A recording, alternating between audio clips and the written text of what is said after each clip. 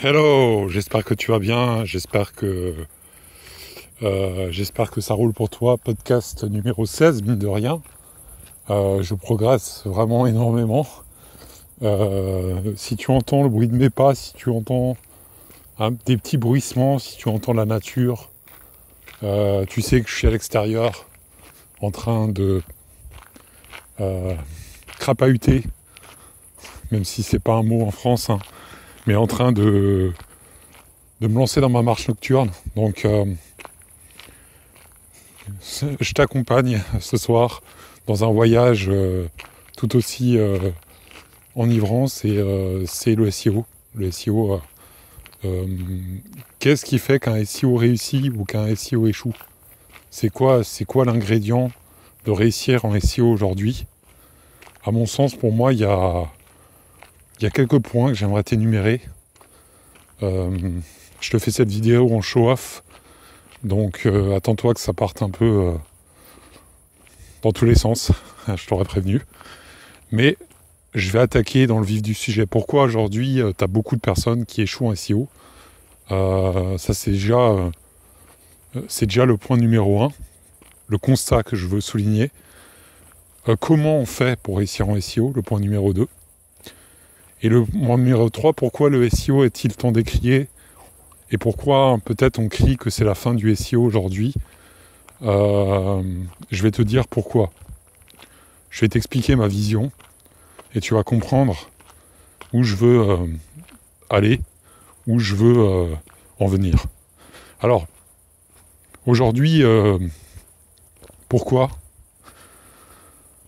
il y a tant de personnes qui se lancent dans l'édition de sites, qui se lancent dans le SEO, hein, que ce soit sur YouTube, que sur des supports écrits? Le SEO de manière globale, moi j'englobe YouTube et le blogging en général, puisque pour moi le SEO c'est quelque chose de long-termiste, et c'est pas que du court terme, donc c'est de l'organique, ce qu'on appelle du trafic organique. J'ai fait d'ailleurs une petite ressource sur mon blog, si tu veux avoir la définition du trafic organique appliqué au blogging. Mais là je te parle vraiment aussi du podcast, de la vidéo, de YouTube. Ça peut être d'autres supports. Mais les réseaux sociaux, Instagram, les Reels, les Shorts, pour moi, ça, c'est pas vraiment... ça peut être du SEO, mais de complément. En fait, c'est juste un petit support que tu retronçonnes. Mais là, je te parlais vraiment des formats puissants, des formats longs, des formats où tu vas délivrer de la valeur à ton public, où tu vas vraiment transmettre ton expérience à quelqu'un. Moi, donc... Pourquoi il y a tant de personnes qui échouent en SEO? Mais la raison, elle est très simple. Le SEO, c'est quelque chose de très long. Les résultats, tu es un farmer. Tu sèmes des graines et tu récoltes au bout d'1 an, voire 2 ans.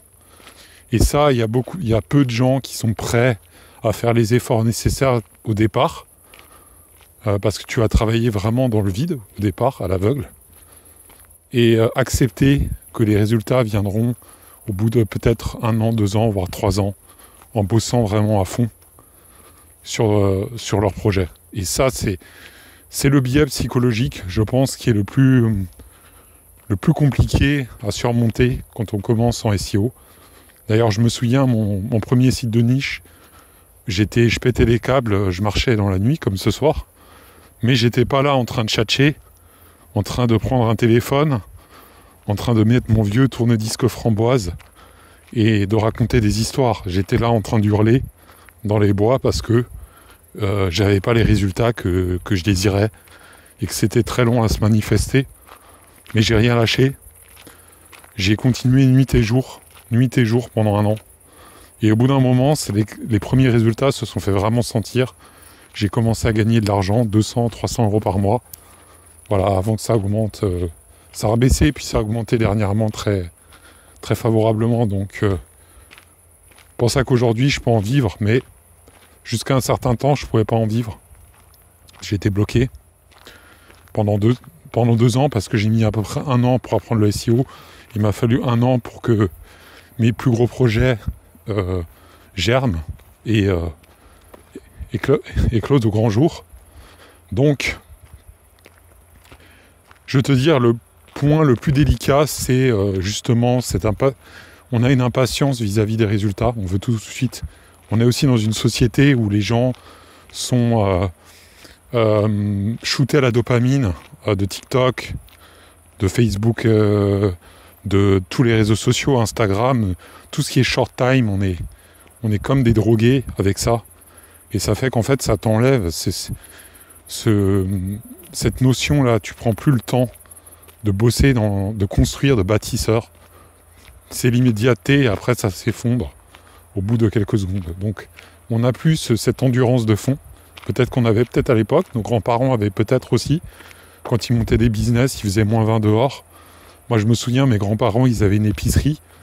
Eh ben, ils bossaient tous les jours, sauf peut-être le dimanche, mais encore.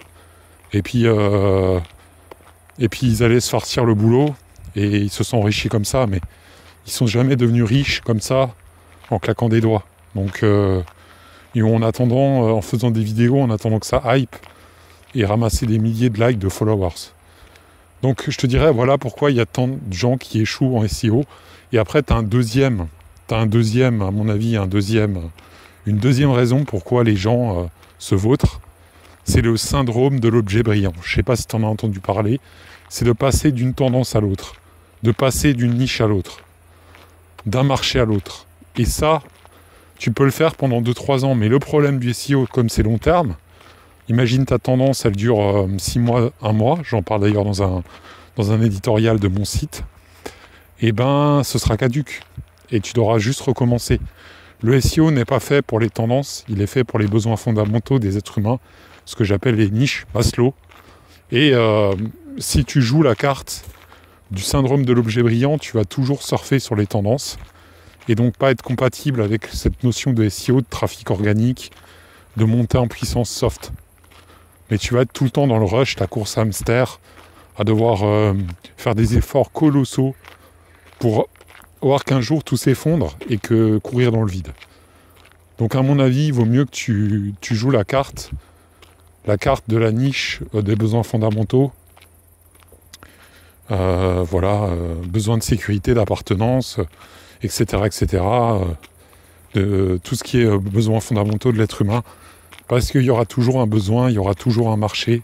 Même si ce sera plus concurrentiel, tu mettras peut-être plus de temps à faire ton trou.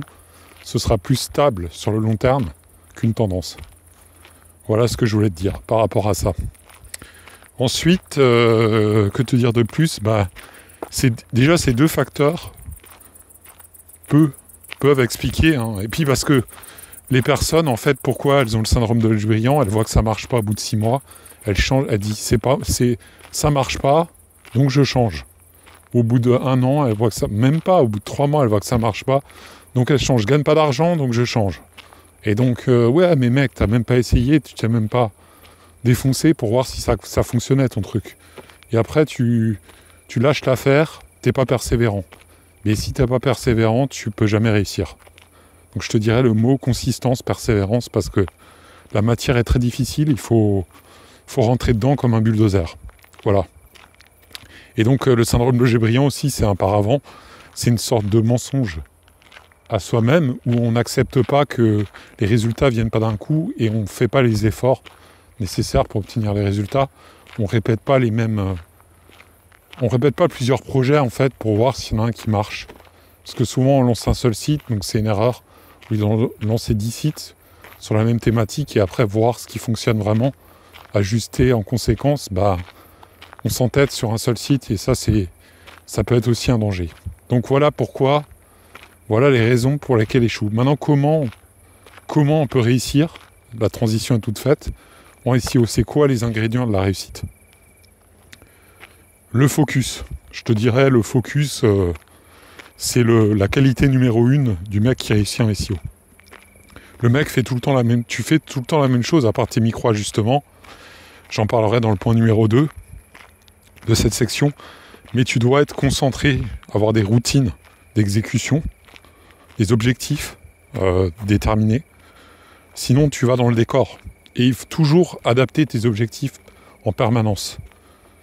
C'est une compétence que tu dois avoir pour hacker la productivité, parce que sinon, tu es mort. et couper en morceaux. Surtout pas se prendre la tête, pas avoir trop gros tout de suite. Travailler par petites touches, ce que j'appelle comme un escrimeur. Tu fais des petites touches, à fond comme ça, tu y vas à fond. Touche, hop là, tu te reposes, tu passes à un autre projet. Ce qui est bien, c'est d'avoir 4-5 projets qui tournent, par exemple 4-5 sites SEO qui tournent, et en fait, tu fais des roulements comme ça entre les sites. Des périodes, tu vas plus bosser sur un site, des périodes, tu vas plus bosser sur un autre. Ce qui fait que tes sites, ils vont pas forcément monter super vite, mais ils vont tous monter un peu dans le même sens. Et s'il y en a un qui monte pas tellement, c'est pas grave, il prend de l'ancienneté, il se bonifie avec le temps, et un jour, il va plutôt bien marcher, contrairement à ce que tous les gourous LinkedIn te disent. Généralement, il n'y a pas trop d'échecs, de ce que j'ai pu remarquer. Les échecs viennent plutôt du fait qu'il n'y a pas assez de travail derrière, parce que tu n'as pas le temps de t'en occuper. Mais si tu fais bien les choses, généralement, ça prend plutôt bien, en fait. Ça prend plutôt bien. Donc après, je te dirais, t'es jamais à l'abri d'un accident, c'est vrai. Mais c'est plutôt rare. Aujourd'hui, c'est plutôt rare, si. Et après, on en parlera dans le point 3, d'accord ? On en parlera dans le point 3 de ce qui... des accidents, mais là, je voulais te dire, point numéro 1, discipline, persévérance. Voilà, ça c'est ce qui va faire que tu vas réussir par rapport à un autre SEO. Le point numéro 2, c'est l'amélioration continue, le Kaizen. Ne pas hésiter à ajuster ton tir constamment tous les jours. Analyser, observer, réitérer. Avoir cette faculté, je te dirais, à modeler ton succès. C'est-à-dire à toujours être dans le côté proactif, anticipation. SEO 3.0, anticiper les signaux faibles. Ça, si tu viens me parler, je pourrais te donner plus de précision sur comment moi je fonctionne, concrètement, techniquement. Mais ça, c'est une force. Au lieu de se battre sur les gros mots-clés, tu vas te lancer sur des mots-clés inexploités, où tu vas te positionner dessus pour exploiter la tendance émergente. Et le point numéro 3, parce que tu vas me dire, oui, tu me parles de tendance émergente, c'est pas compatible avec le SEO. Le point numéro 3, justement, c'est l'erreur d'analyse, en fait, qui peut te coûter cher. Si tu prends un besoin fondamentalement, tu auras peu de chances de te gourer. Tu vas jamais te planter, mais tu mettras plus de temps à grimper. Mais tu seras quasi assuré que ça va fonctionner. Alors que la tendance, la hype, ça va durer un moment et ça va retomber comme un feu de paille. Et c'est là que tu fais l'erreur de casting. Tu fais une erreur de casting. Généralement, tu prends un truc, tu crois révolution, ou alors tu veux révolutionner un marché sans t'être posé la question est-ce que la techno est viable ? Est-ce que sans être parti sur du Maslow. Moi, je fais le contraire.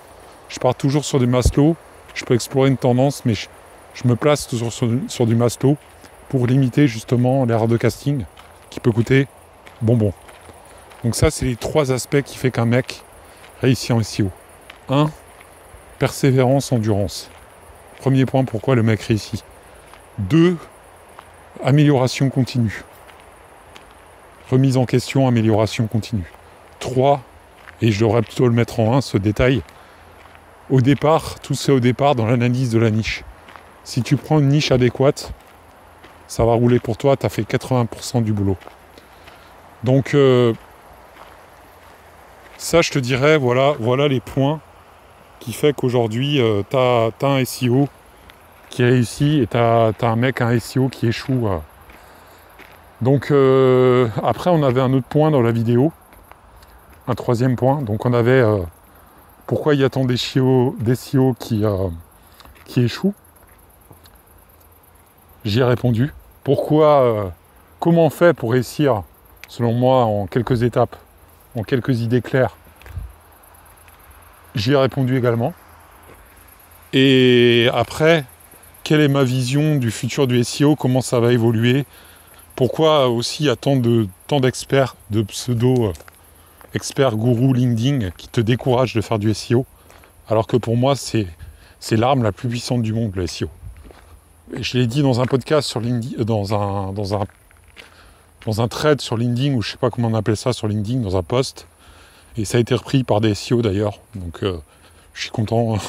c'est pas que je me lance des fleurs, mais un jour j'ai dit ouais, le SEO c'est l'arme la plus puissante du monde, mais c'est vrai. Donc pourquoi il y a tant de gens qui te découragent? Parce que une fois que tu maîtrises ce pouvoir, tu en as conscience, tu as validé un projet en SEO, tu te découvres quelque chose de magique, d'hyper puissant. Et je t'en parle vraiment en connaissance de cause. Quand j'ai mon site là, principal, qui prend un lead tous les jours en moyenne, avec un trafic à peine de 3000 ou 4000 visiteurs par mois, là j'ai compris la puissance du SEO. Je l'ai compris. En plus, dans une niche à fort ROI, j'ai compris que c'était une arme de destruction massive, ce que je tenais entre les mains. Et pourquoi il y a tant de... Parce que si tout le monde maîtrisait le SEO, imagine le carnage. Imagine demain les SERP, le carnage que ce serait. Là, les SERP, c'est accessible. Ce qu'il y a, c'est que le SEO, c'est beaucoup de persévérance, beaucoup de ténacité pour moi. Alors, ils te font peur aussi avec tout ce qui est GEO, SAIO, optimisation pour les LLM. Toute cette mode-là de l'IA générative, des chatbots génératifs, ils te font peur avec ça, avec Perplexity notamment, Claude, ChatGPT, etc. Mais je vais te dire, c'est un outil, ça remplacera jamais le fait que tu positionnes des pages dans Google, que tu mettes des vidéos YouTube, que tu captes une intention, que tu fais de la rétention également. Ça, il faut que tu aies un auditoire, il faut que tu aies une audience. Et capter l'audience, c'est un art. C'est l'art qui va avec le SEO. Que ce soit à l'écrit ou à l'oral, dans un podcast, dans une vidéo YouTube où tu expliques, dans un documentaire, si tu es capable de retenir ton auditoire, tu es le roi du monde. Et ça, si un jour s'y arrive, tu prends conscience que tu peux t'émanciper du système, tu prends conscience que c'est possible, que oui, tu peux le faire, que si moi je l'ai fait, tu peux le faire, ou que si X l'a fait, tu peux le faire aujourd'hui. On a des outils incroyables. Seulement, on n'a pas cette patience. Et ils te découragent parce qu'ils savent que si tu as la patience, tu vas forcément réussir. Et si tu as la patience, tu vas tout défoncer. Et ils auront plus de concurrence. Face à eux, ils auront plus de concurrence et ils n'aiment pas ça.